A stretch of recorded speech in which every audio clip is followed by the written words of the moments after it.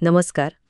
आज आपण एका महत्त्वाच्या खूप इंटरेस्टिंग संकल्पनेवर बोलणार आहोत, सातत्य. हो, कन्सिस्टन्सी. आपल्याकडे निरंतरतेची शक्ती यातून जस्टिस ओ मॅल्कम यांच्या विचारांवर आधारित काही मुद्दे आहेत आणि ते म्हणतात की यश मिळवायला फक्त टॅलेंट किंवा काय म्हणतात त्याला इन्स्पिरेशन पुरेशी नाही. बरोबर. खरी ताकद आहे रोजच्या छोट्या छोट्या पण न चुकता केलेल्या कामांमध्ये. तर चला यावर जरा खोलवर बोलूया. अगदी. आणि सातत्य म्हणजे नुसती सवय नाही, हे समजून घेणं महत्वाचं आहे. बरेच जण म्हणजे अनेकांना वाटतं की रोज काहीतरी ठरलेलं केलं की झालं सातत्य. पण मॅल्कम यांच्या विचारांनुसार ही एक मानसिकता आहे, एक प्रकारची कमिटमेंट स्वतःशी आणि आपल्या ध्येयांशी. अच्छा, कमिटमेंट. हो, म्हणजे निकाल दिसो वा न दिसो, परिस्थिती चांगली असो वा वाईट, जे करायचं ठरवलंय ते करत राहणं. यातच तर फरक आहे असं ते म्हणतात. हे खरंच खूप म्हणजे विचार करण्यासारखं आहे.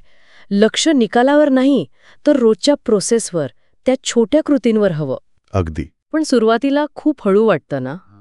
मग ते मोमेंटम कसं तयार होतं याबद्दल काही आहे का आपल्या स्रोतांमध्ये? हो, आहे ना. ओ मॅल्कम म्हणतात की अगदी छोटं पाऊल उचललं तरी चालेल, पण रोज. हो, त्यातून हळूहळू गती येते. म्हणजे कसं, एखादं जड चाक सुरुवातीला फिरवायला खूप जोर लावावा लागतो, पण एकदा ते फिरायला लागलं की मग ते फिरत राहतं. बरोबर. मग कमी श्रमात जास्त वेग मिळतो. ही जी गती निर्माण होते ना, ती टिकवणं महत्वाचं आहे. आणि ही गती टिकवायला नुसते इच्छाशक्ती पुरेशी नाही, बरोबर?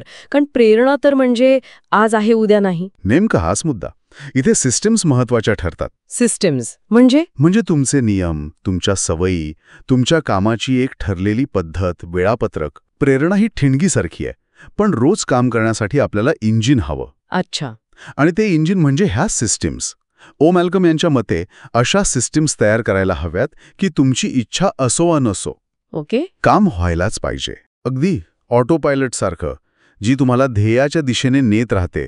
हे भारी आहे. म्हणजे प्रेरणा नसतानाही काम पूर्ण होतं. आणि याच रोजच्या प्रयत्नांमधून मग तो कंपाऊंड इफेक्ट दिसतो नाही का, ज्याचा उल्लेख आपल्या साहित्यात आहे. हो, अगदी. जसं बँकेतल्या व्याजावर व्याज मिळतं ना, तसंच काहीसं. रोजचे थोडे थोडे प्रयत्न. सुरुवातीला परिणाम दिसत नाहीत पटकन, पण काही काळानंतर त्याचा खूप मोठा सकारात्मक परिणाम दिसून येतो. पण मग यात हार न मानणं म्हणजे काय? फक्त डोळे झाकून चालत राहायचं का, समजा काहीतरी चुकत असेल तर? नाही, तसं नाही. इथे एक महत्वाचा फरक आहे. हार न मानणं म्हणजे हट्टीपणा नाही. ओके. जस्टिस ओ मॅल्कम यांच्या मांडणीनुसार यात लवचिकता पण हवी.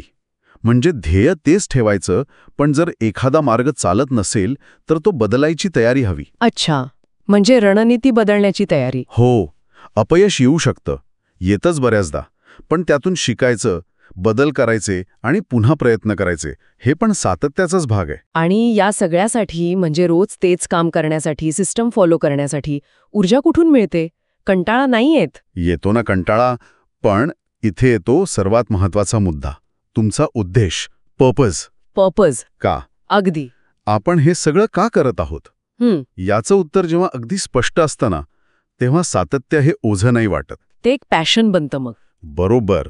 जेव्हा तुमची रोजची छोटी कृती तुमच्या मोठ्या ध्येयांशी, तुमच्या व्हॅल्यूशी जोडलेली असते, तेव्हा आतून एक शक्ती मिळते. तो उद्देशच तुम्हाला कठीण काळात टिकून ठेवतो. ते काम मग फक्त काम राहत नाही, ती तुमची ओळख बनायला लागते. तर एकंदरीत आपण जे बोललो त्याचा अर्थ असा की यश हे असं एका रात्रीत मिळत नाही. ते रोजच्या ठरवलेल्या, सातत्यपूर्ण आणि हेतुपूर्ण प्रयत्नांचाच एक निकाल आहे. अगदी बरोबर. सगळा खेळ प्रक्रियेचा आहे.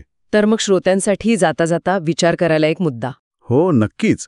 विचार करण्यासारखी गोष्ट ही आहे की आज अशी कोणती एक छोटी पण महत्वाची कृती आहे, जी जर आपण रोज सातत्याने केली तर भविष्यात आपल्यासाठी मोठे सकारात्मक बदल घडवू शकेल. याचं उत्तर प्रत्येकाने स्वतःसाठी शोधायचं आहे.